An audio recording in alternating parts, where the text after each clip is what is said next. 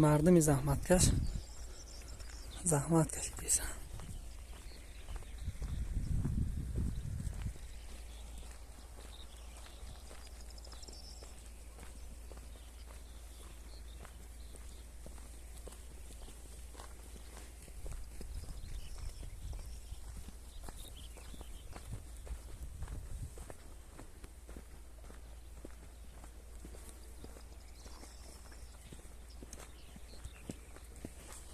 کمی گم مونده است برای رسیدن.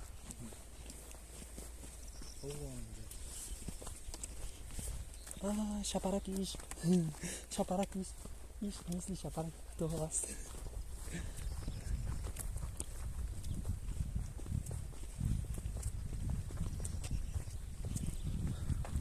نوان نگاه دارم که ای برای چیزی اون که است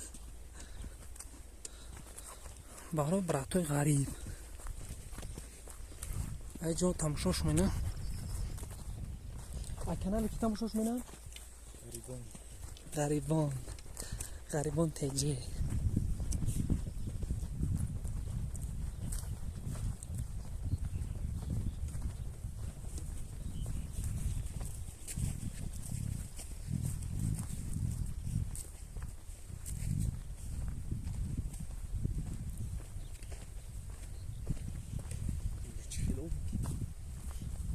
او نوردن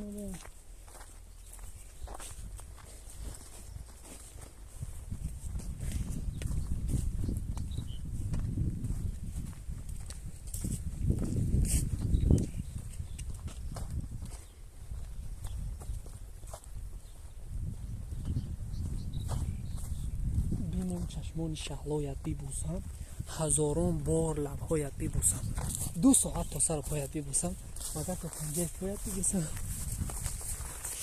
نگون کنی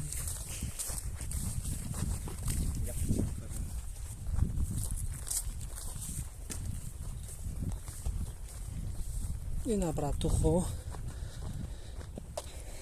نکه همونجا تا همینجا رسیم که